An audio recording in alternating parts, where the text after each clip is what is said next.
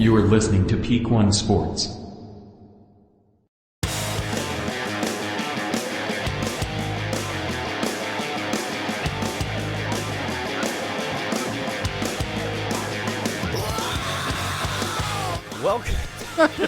Welcome to the Fight Night Preview, brought to you by Peak One Sports and the Bungalow Chat Show. Alexis is back.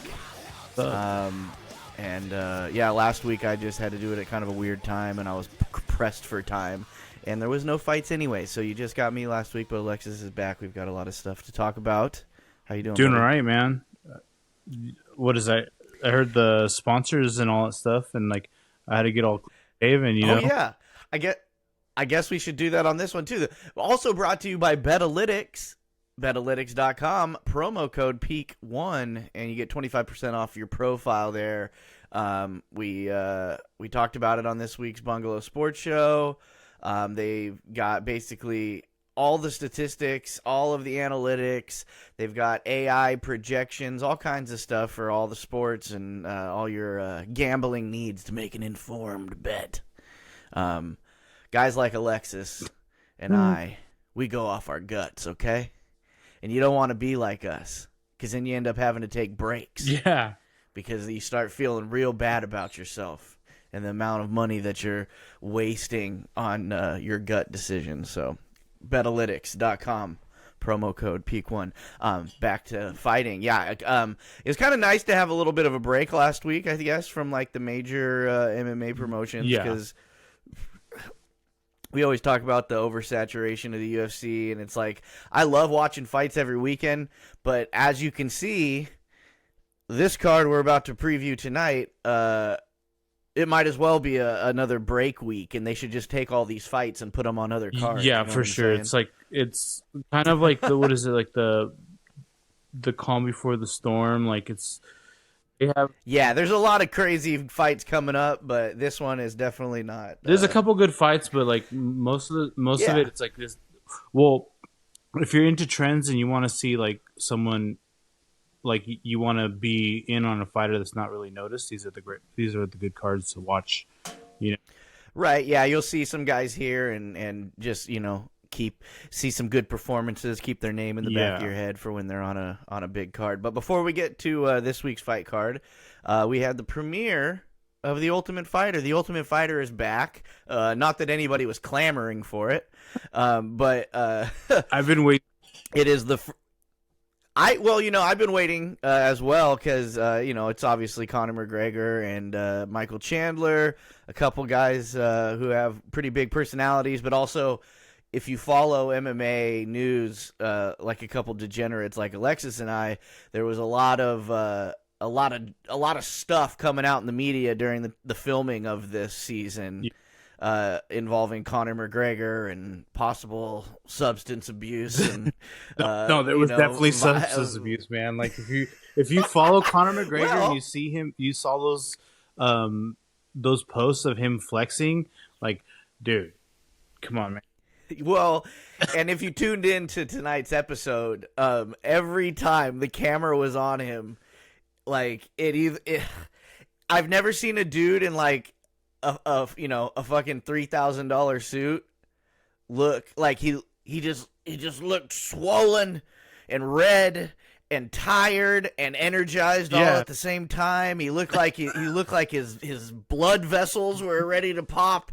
Like, he was totally for those people who okay, so like I had my partying days, right? And so like when there's nothing to do and all you're doing is going, hey man, I know what that is. And he was doing that a lot. No, I mean, so allegedly. All right, No. Alexis, we are on a legitimate sports network now, okay?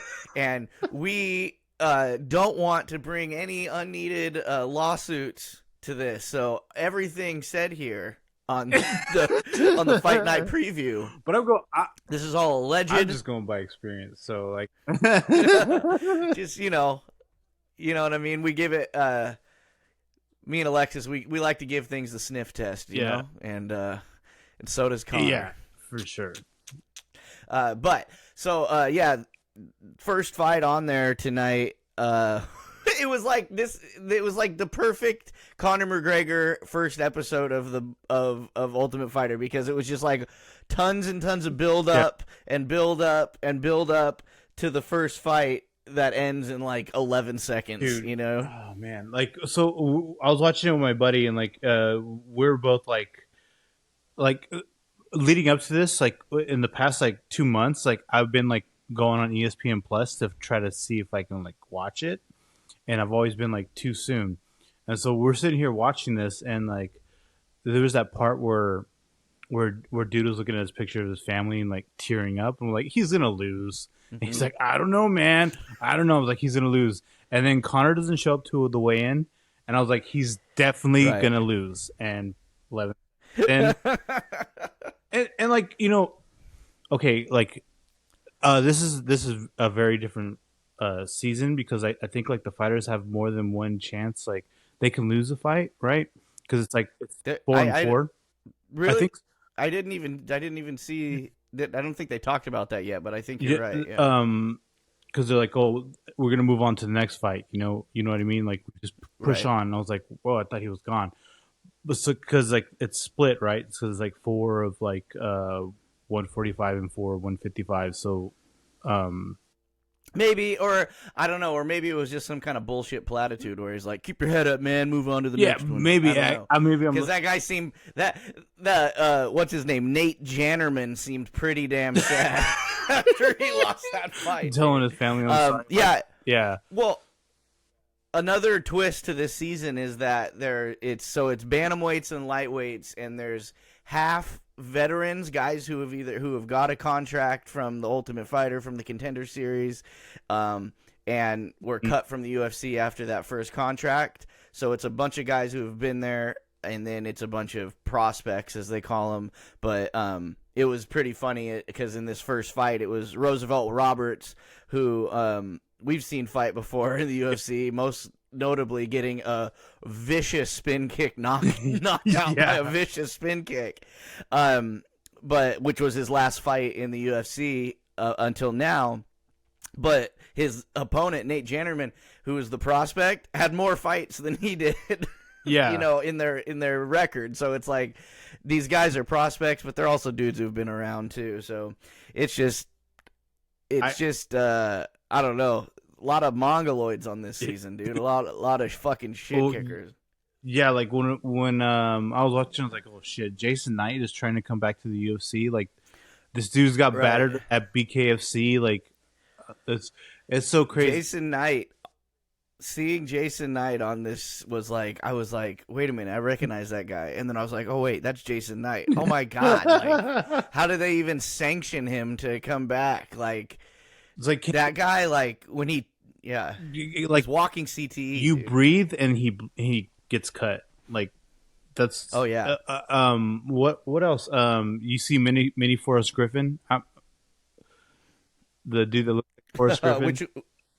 What's his name? His name's that is gosh, I forgot his name. I just started calling him Mini Forrest Griffin because Mini Forrest. Yeah, no, they're anyways, tune in next Tuesday.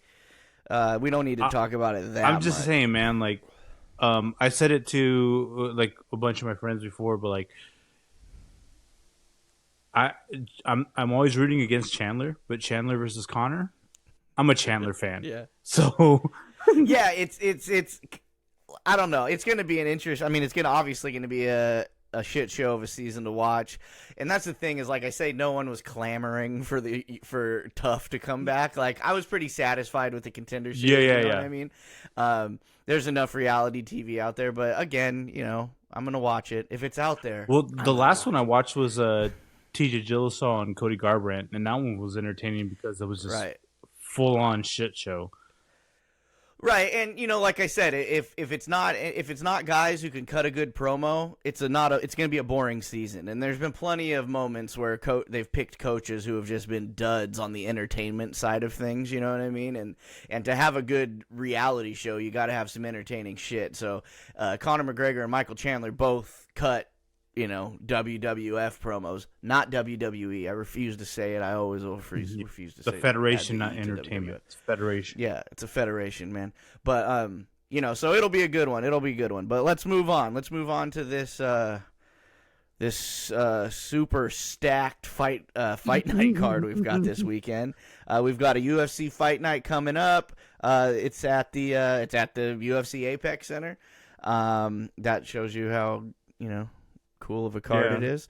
But we've got Kai Kara France versus Amir Albazi. I think he's the only Iraqi fighter on the whole card. Yeah. So there you go.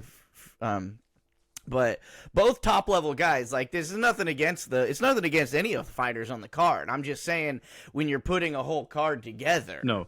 You know what I mean? Like, all of these fights would be good pieces on other really good cards. Sure. You know what I mean? But let's start at the top of the. We won't need to go over any prelims stick out that you want to mention. I want to mention. Let's see.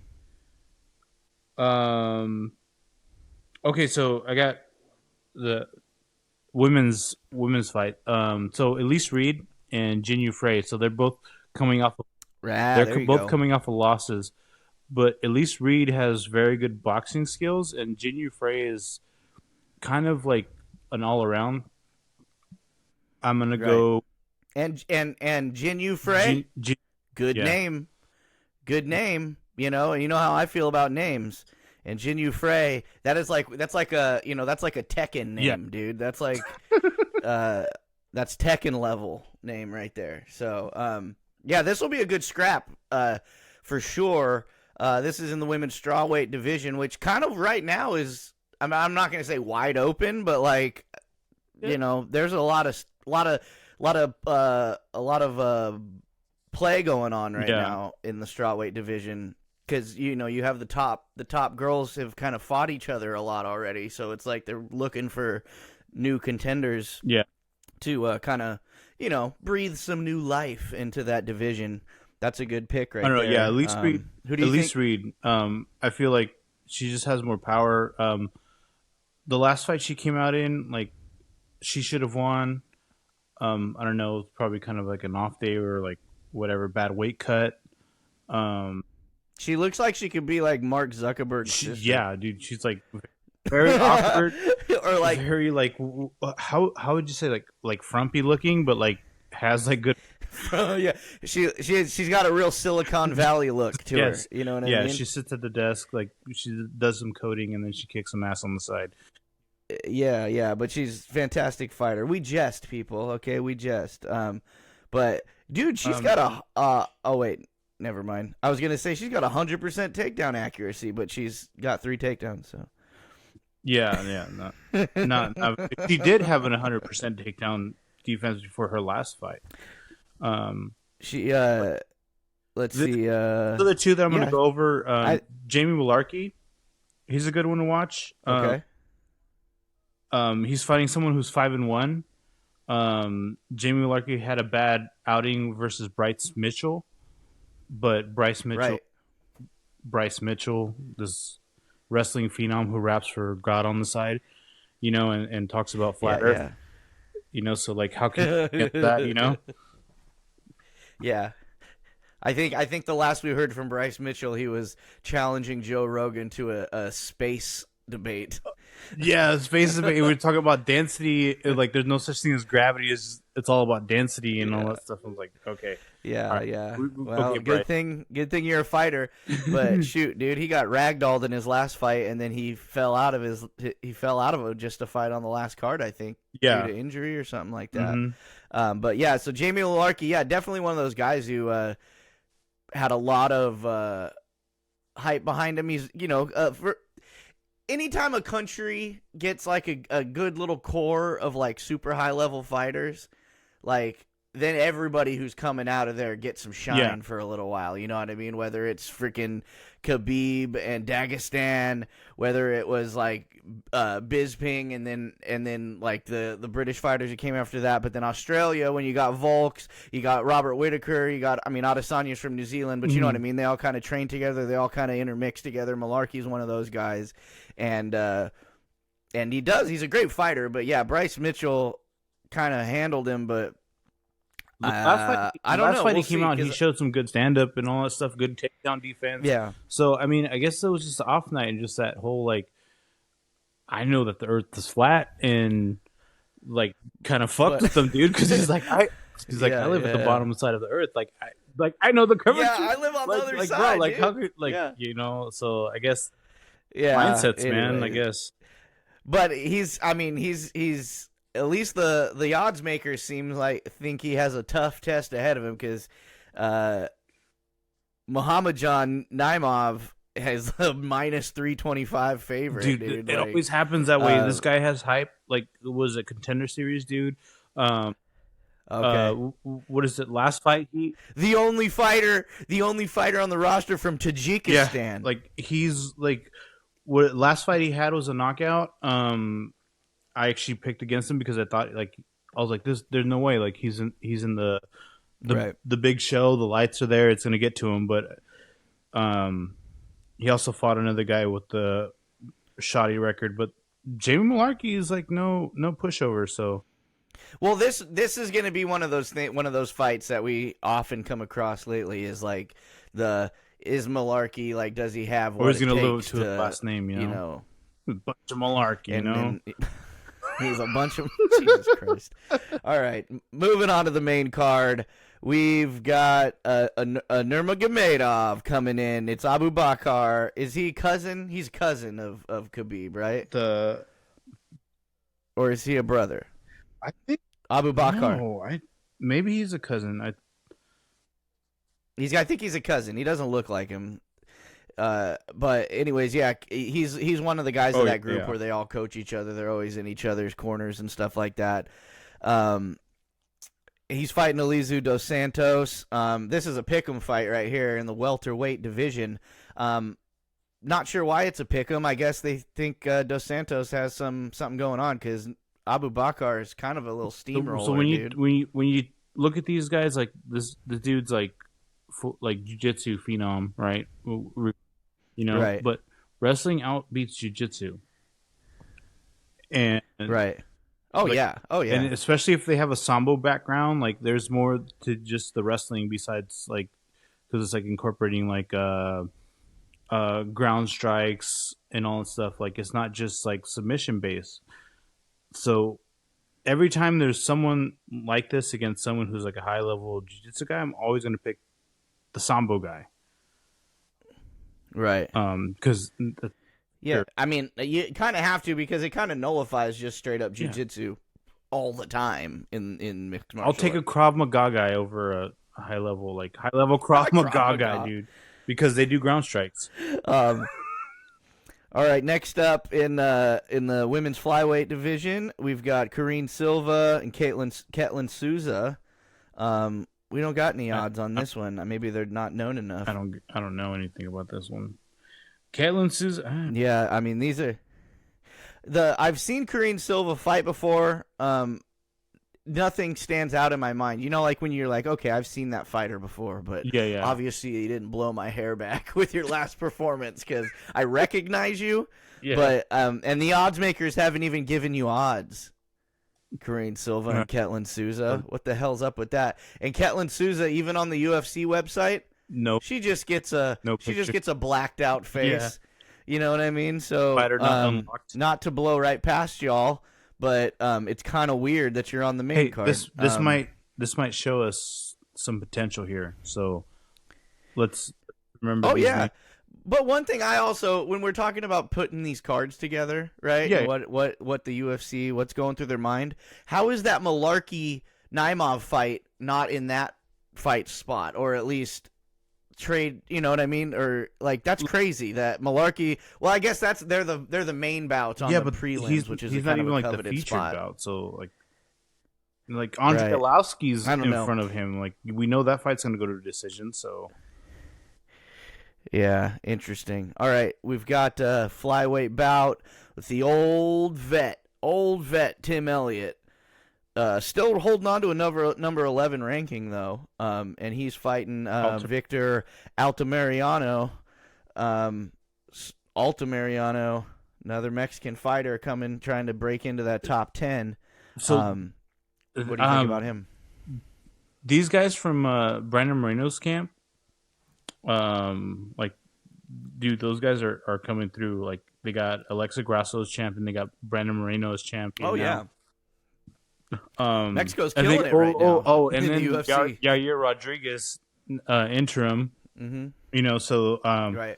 There's some resurgence right now going on. So I'm gonna go with Victor. See, you know, but is Altamirano the malarkey of Mexico, dude? You know what I'm saying? Yeah, you know, I don't know, man. But the thing is like Tim Elliott is at a point in his career where I'd almost bet on anyone against him, like because he is at a certain point.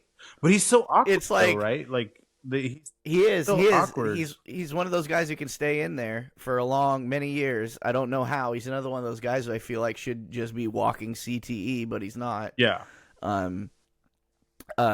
So that one, I mean, Altamirano's a slight favorite, plus 150 on that one. Honestly, I think if I was put, go ahead. Okay, so like you said, like the odds are like 150, right? Like his like down there, like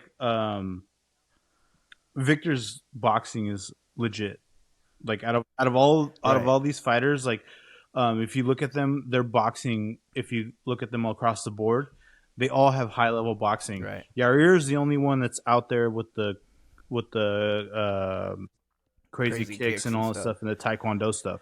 But like, so if you look at like a stand up wise, like Victor has the advantage. Well, and Tim Elliott's one of those guys that even though he is a very well-rounded fighter and he obviously probably has an advantage on the ground against Victor, like he's one of those guys that it's going to be very easy for Victor to keep that fight standing, because if you just you can kind of goad Tim Elliott into just a boxing match where you're going to piece him up for 3 rounds and he's going to be a beat up bloody mess at the end and he's going to tough it all the way through, but Victor's going to piece him up and the fight maybe never even goes to the ground once. So yeah, again, don't go with my gut, but I'm gonna go Mexico. I'm going Mexico on that Mexico. one. Let's keep this train running, right?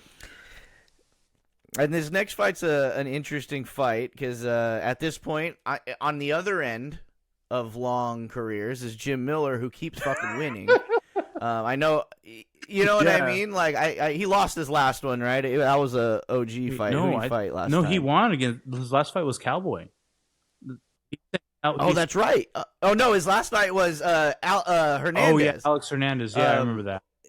Alex Hernandez, and he beat him. That's right. Oh crap! Yeah. So Jim Miller, dude, he's just let the old dog eat, dude. Like, and he's back. He did. Was it that long ago? Yeah. No, Jim Miller. I mean, geez Louise, dude. Or wait, I think I was wrong on that. I'm reading their thing backwards. What are the dates on those? Oh yeah, no. Alex Hernandez. It was February. Yeah.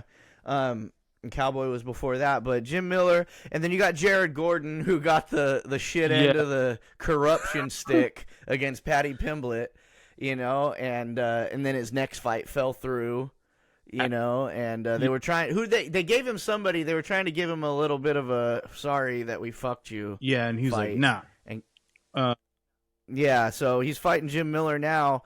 It's a very winnable fight for him. He's a 190 favorite, minus 190 favorite in this. I don't know if he should be. He shouldn't. To be honest, it should be more like a pick him like the last one. Honestly, because I think this is like Jim Miller has good stand up. He's like jiu-jitsu black belt.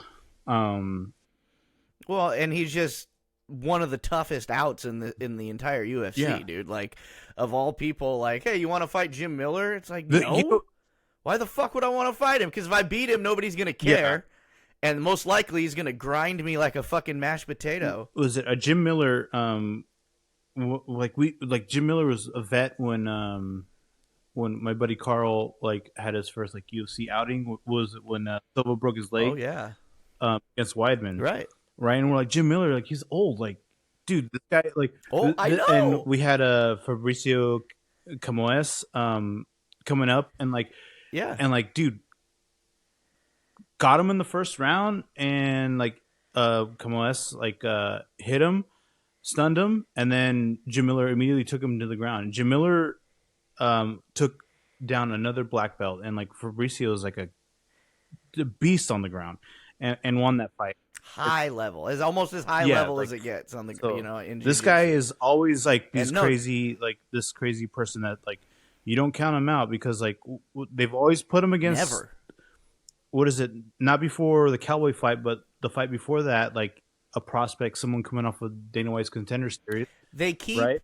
I mean, that's who he's supposed to fight though, because they keep trying to figure out when's Jim Miller going to become a stepping stone, and he just keeps ripping apart these prospects. Flatlining these freaking people that are like 19 years old. Was like, oh yeah, like let's see this. Well, and that's what happened, and then it's like, okay, well here, fight Cowboy, another old dog, and then he fucks up Cowboy. You know what I mean? And it's just. Yeah. He's just Jim Miller's like he's a lightweight garbage disposal, dude. He'll eat everybody up, and has been doing it for like almost 20 years now. I mean, it's got to be getting damn close, 15 years at least. He's closer to my age than Jared Gordon, so like, I'm gonna pick. Yeah, we're going dad energy on that one.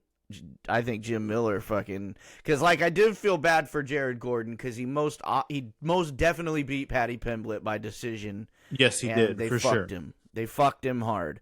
So I do feel sorry for him, but now I feel even sorrier for him because they're giving him Jim Miller, and I think Jim Miller's going to eat him up. Yeah. Co-main event, featherweight bout, one of my faves, Alex Caceres, Bruce Leroy. Yes. Versus Daniel Pineda, another one of my faves in the featherweight division. Both guys are super fun to watch. This is going to be I think it's going to be a super exciting fight. Probably going to end in a knockout, one way or the other. Yes, I want Alex Caceres to win. Honestly, like Daniel Pineda is like the more like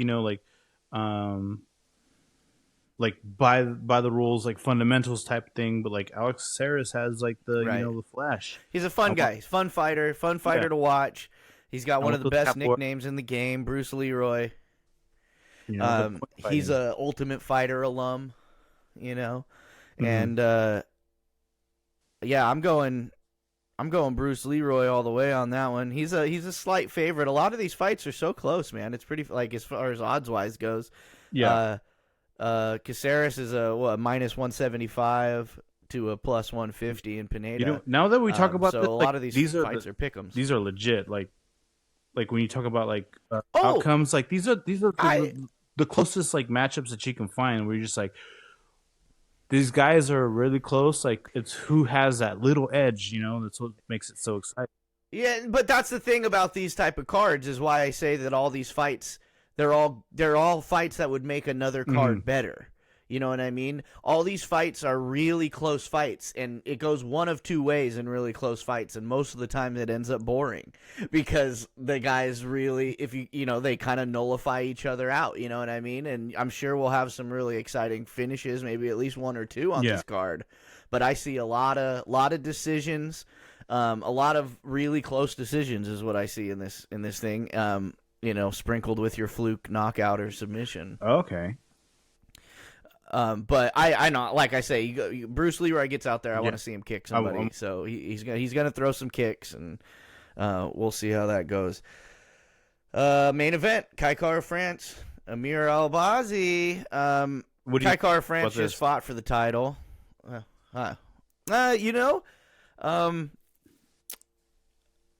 Kai Kara France is another one of those New Zealand guys who deserves all the shine, but I just don't think he can get that belt. Some guys I think like maybe a couple more years or another couple fights and maybe they'll be like Brandon Moreno is just too good. Well, he didn't even fight what if Davison Figueiredo, right? Like he's never that's what I'm saying. So it's like it's the top of that flyweight division is, and he's part of it. Obviously, he's ranked number 3. He's going to be one of those guys who's going to stay at like number 3, and he's going to beat everybody but the champ. You know what I mean? I think Kai Kara France is the new Joseph Benavidez. You know, where he literally passes every test you put in front of him except for the champion. You know what I mean? Yeah. And that's just might be the way it's going to be. As long as you're not maybe, hopefully not. Honestly, like, you know. So like going over this, like Amir Albazi is like undefeated in the UFC, right? So like a very good prospect. Like he has a lot of submissions, and if you look at like finishes in like pretty much all of his fights, so it's either KO or it's a submission. And you know, Kai Kara France, like on his record, like submissions aren't his like strong suit. No, not at all. Honestly, it's an interesting mashup, but yeah, again, no, it's another pick'em. I'm gonna go with Amir because like even though Kai Kara France like has like the ability to get up, like he is gonna get taken down, and it's like the best takedown defense was against Askar Askarov, you know, which was like a crazy fight because like something that you never thought of Kai Kara France like even lasting outside of like, you know, one round because like most of his fights finish.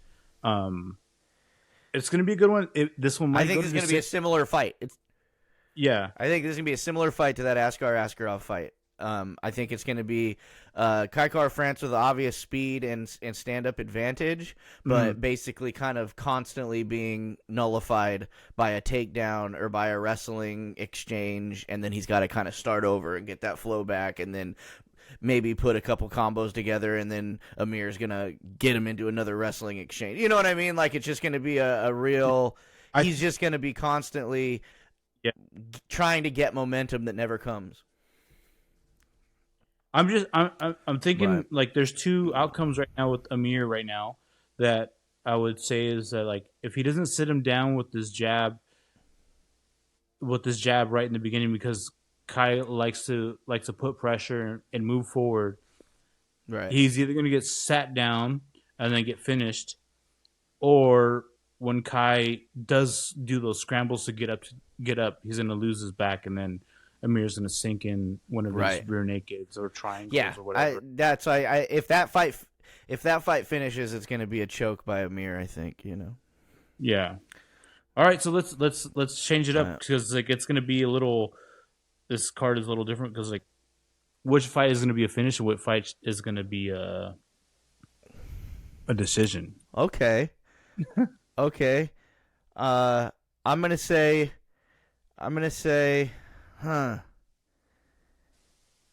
I think Jim Miller wins by a submission. All right. I'm with you on that one. I like that one.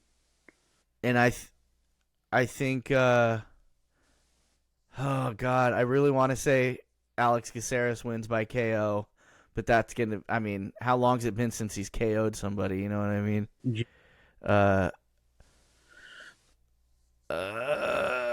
What else on this main card? Nurmagomedov, I think that's definitely a decision. Son of a bitch. I don't know. Jim Miller by submission and Amir Albazi by submission. Okay. That's what I'm saying. I'm going to go... Okay, so I'm going to pick the Tim Elliott and Victor Altamirano to go to decision. Mm-hmm. Let's see, what else? I'll pick... Just pick your finishes, and then everything. Just don't pick the decisions. So, yeah. Okay, Amir. That's what when I say Jim Miller and Amir, and then everything else is a well, decision. then mine are the same. I don't have to do it then. Yeah. Okay. Yeah, I mean, because honestly, it's really hard to say. There could be more. Obviously, anything can happen. But looking at all these fights, it's like, I don't know, dude. I could really see a lot of different outcomes in each one. And I'd like to say Victor Altamirano is gonna box him up to the point of a TKO. But Tim Elliott's hard to fucking finish. Sure. So I think there's more of a chance of him just boxing him up for 3 rounds and beating the shit out of him and getting a unanimous. Yeah. You know what I mean? And it's just kind of. And like the Alex Caceres Daniel Pineda fight, like I said, I would love to see a cool spinning kick knockout or some kind of crazy kick knockout. But I see those guys just kind of fucking each other up for 3 rounds. You know? Yeah, what I mean? that's true. Like that's kind of what I just see. hope that Alex Caceres, like, but man, I hate to put this out there, but like, I hope he doesn't gas. You know? Yeah, and he's one of those guys who notoriously will come out and just be not up for a fight, and you can kind of tell. You know what I mean? Like, just because he is such a high-energy fighter and kind of a little unorthodox and stuff like that, if you see him, like, when that fight starts, if he's not bouncing, if he's not, you know what I mean? It's like, oh, this is... You see, like, right when, because... Like, if he tries to throw something and it doesn't hit, and then all of a sudden, like, it's like maybe 20, 30 seconds confidence. Of nothing. Yeah, it's right. But you know what, man? Like, will Alex Caceres be a Jenga? I want Alex Caceres. Like, he is, like, come on, like, you want stars. Like, this guy has star potential on him. Yeah. Well, and that's kind of the killer in MMA a lot of times is you get attached to certain guys' personalities and just, you know, because they seem like good dudes or like they're entertaining or whatever else, and then the skill just doesn't get them to the point where everybody can see how cool they are. You know what I mean? Just losers like me and you know how cool Bruce Leroy is, but the rest of the world won't, you know. But all right, dude. That's it. That's UFC Fight Night this coming up week, June 3rd, Saturday, June 3rd, live on ESPN Plus, and the prelims I believe are free on ESPN. So go check all that out. We will be watching. You should be watching. Be a good American and pay for it. If you don't want to pay for it, this free card, it's on ESPN Plus. Like if you subscribe to, you have. Oh wait, no, this one's on straight ESPN too. Oh, the cable. Oh shit. Okay, well that makes it better. Okay, that makes the card better for me. That. Because ESPN Plus, I still consider it paying for it because you got to pay for the app to get the damn thing, right? But when they put it on just straight free ESPN on cable television, I'm okay with it because that means everybody gets to watch. All right, see, you guys have no excuse. There's no paywall for this fight, so go see if me and Alexis pick the right fighters. Better than last, right? Hopefully, it's better than the last card. Yeah, we can't do much worse than the last time. Thanks, buddy, for joining me, as always. I appreciate you. And everybody, thanks for tuning in. Watch some fights. Mixed martial arts is a lovely sport, okay? I'm super smart and super awesome dude, and so is Alexis, and we've both been watching this shit for years, and it hasn't turned us into violent mongrels. No. So it's actually made me less violent because I realize how many people in the world could fuck me up. And you know what I mean? It gives you a little bit of humility, you know what I mean? Every time if you've got a couple jiu-jitsu gyms in your town, don't be picking fights. All right? Because there's you never know. You never know. There's like 3 within choke you out. A 2-mile radius from where I live. Well, yeah, you're in like a super like I'm in Mecca of fighting sports. But all right, everybody, thank you for tuning in, and we'll talk to you later.